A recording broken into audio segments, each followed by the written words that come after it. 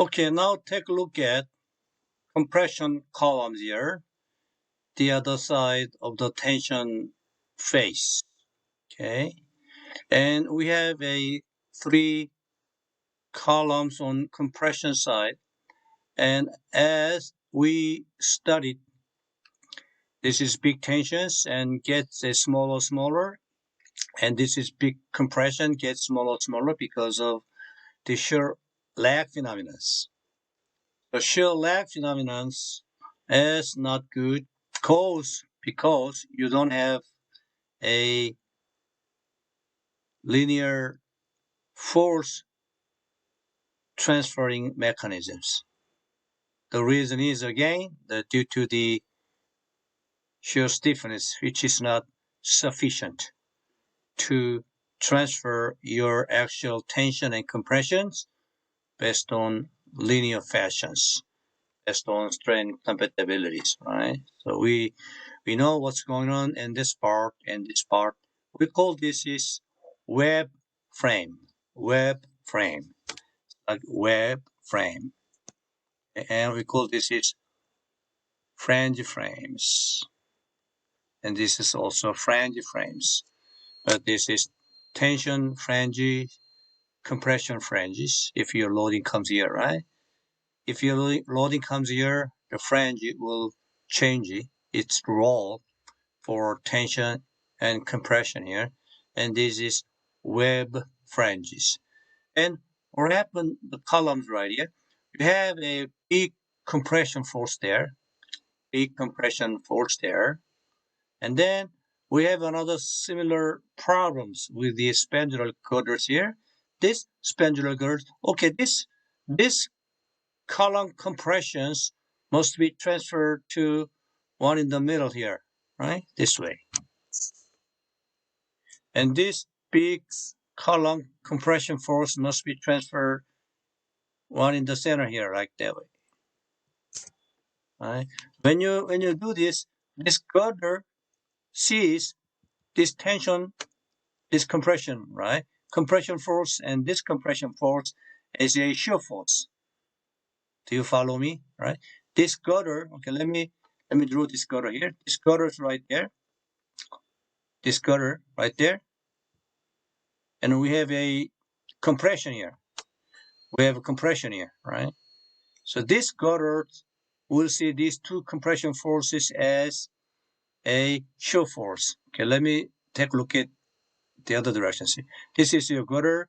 You have compression force, big compression force here, and a little compression force here. Okay, these columns are this column. It's a column C1 and column C2. So this is column C1 and this is column C2. So big compression force at column C1 must be transferred to the column which is C2, located in the middle.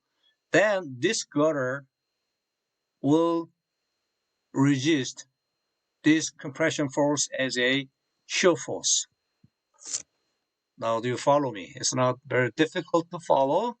So that if this spandular girder is not stiff enough, and this will also deformed like this, right? Formed like this. So that it cannot transfer 100% of this column compression to column next one if your girder is deformed down this way. So that what happened? This big column force will be transferred in part, maybe 70%, 60%, depending on the stiffness of the girder, right? So if you draw the compression force diagrams here, and this is big, and this is big. This is a column C1 here, and this is column C2, and this is column C3. We plot the actual load. It is bigger, but you will receive a small actual load at column C2. And you have big column load over there, which is compression, and transfer this direction, but only part of the big compression load will be received at C2, this amount. Okay? So that if you draw the force diagrams, we see this. This force diagram is not very good to see. Why? Because these columns are here working very hard with big compression force, and this column C3 are also working very hard with big compression forces, but one in the middle, C2 columns, are not working very hard. Actually, small actual load is being resisted by the C2 column. Why? Because of the shear stiffness of this girder, which is not sufficient. Okay, so this column load distributions don't look good for very good design perspectives. Then how can we fix this problem? If you have these distributions of actual load, your building cannot be said to be designed well. This is not very good design. So what is the best design? The best design is that let all columns, C1, C2, C3, all column receives a uniform column load, and here, and here, and here, right? So that all column equally contribute to the actual force, which then equally contribute to increase the building performance, right? So it is very important for engineer to have a uniform load distributions, okay? Like this. How can you do that? It's very simple. You put another frames across the building like this, 1, 2, 3, 4, 5, 6, something like this. So you make a one frame cross the building, then you will see this column C2 receives separate column load from this path, right? So this column tension goes down into here, goes down into here, and becoming a compressions, and compressions, let's say, put this way, compression, and then another big compression, because these columns will receive a compression force through a independent frame line here, so that now you are having C2 column is receiving a column load as big as what column C1 and C3 receives. One more time. Okay, how can we have a uniform column distributions?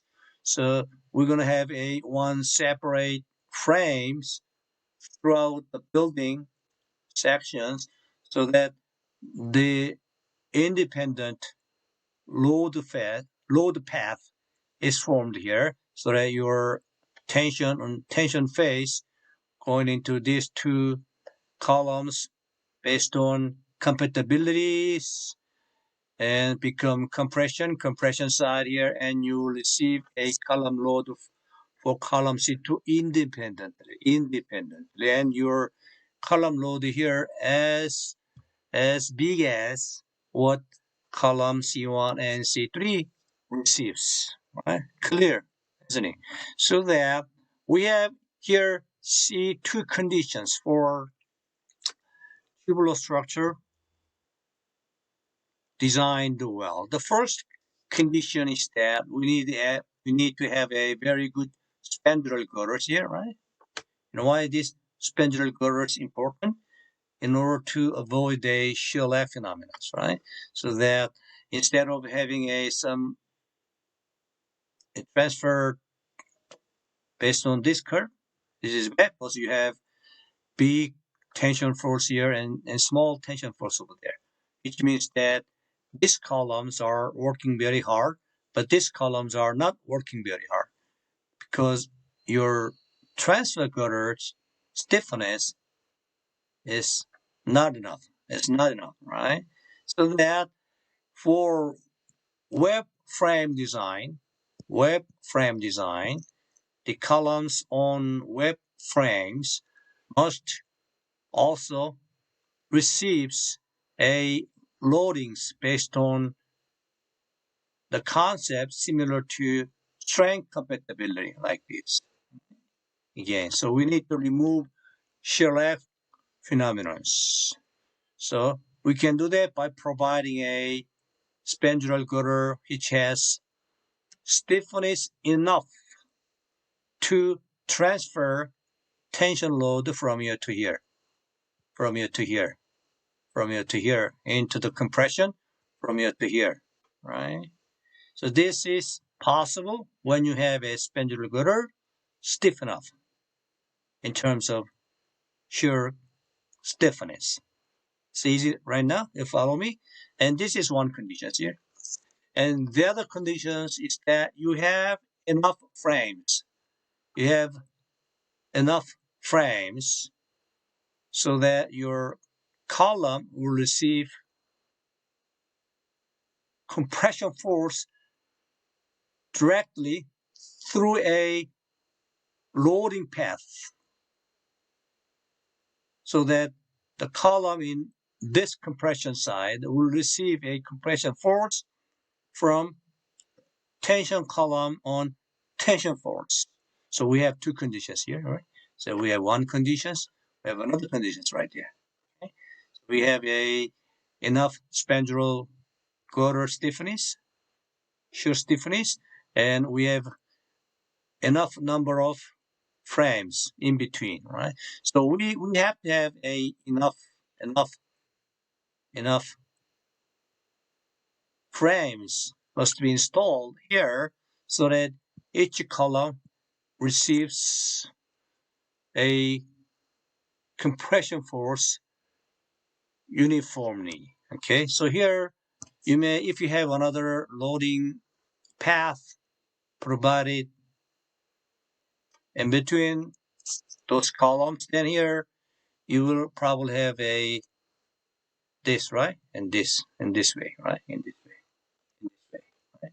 So without it, you probably have this. Let me just try it again. And we only have if you have a 1, 2, 3, okay?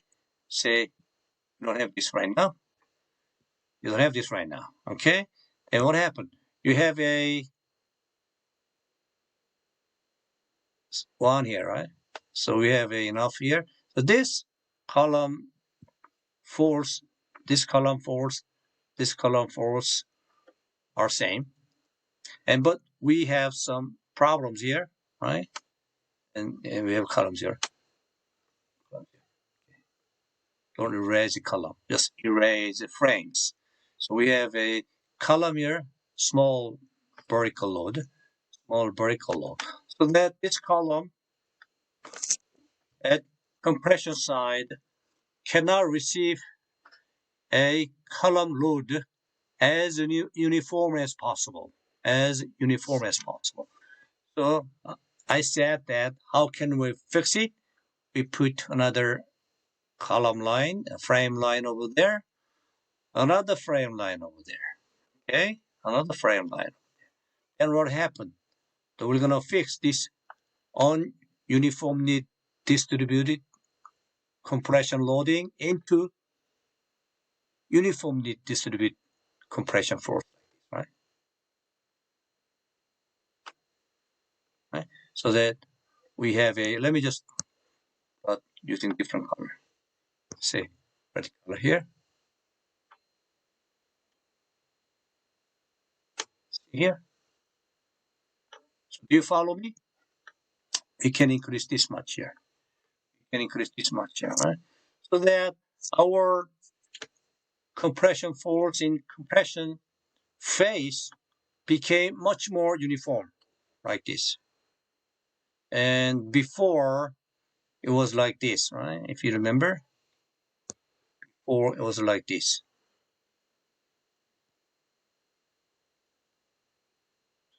When you don't have anything here, when you don't have anything, see, when you don't have anything, your actual load distribution in compression side is this, right? And this is C2. Is C2 actual force, and C3 and C3. So this is what you had before, right? Like this. See? Okay. So how I'm gonna explain one more time how we fix it. How we fix it. We add here. Okay, I'm gonna put frame one by one. Frame one more here. Okay, I think I'm repeating a few times right now, but it's okay. As long as you can understand the loading path of the tubular structure. Tubular structure is a structure that has been used in Sears Tower in Chicago. It soars 100 floors. It's very tall buildings built on tubular structures. And if you don't like this distribution, non-uniform distributions, and you're going to put another frames over there, and you can go more uniformly. Right? Okay, let me just fix it. Okay, if you put one frame over here, then what happened? You can, the C2 column can pick it up more loading, right? So that your distribution improved with this, right? So should I leave the previous line here? Okay, something like this. This is previous line where you don't have these frames. When you put these frames, your distribution improve this.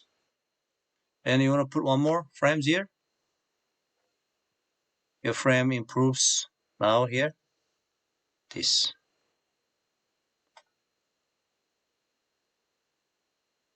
Is right. So it became almost uniform force distribution. Do you understand, right? So in your project, you can test this. This is very easy. When you design the tubular structures and you don't put any intermediate frame when you begin, all right? So they check read the actual force of the column from Midas. You can read the actual force on the column from Midas and plot it. Very easy, isn't it? And then you put one frame and do same thing. Read your column force from Midas and plot it. And repeat until you have a uniform distribution of the load compressions. Okay. You want me to repeat one more time? Yeah, no problem. Here. See here. Here. See. Check your Midas load here. Here. Here. When you don't have any intermediate frames and you put one intermediate frames and your frame loading is gonna column loading for C2 is gonna go up here, right? You check this. You have now this distribution. You put another frames, then your column here is gonna go up, right? You're gonna have this distribution, right?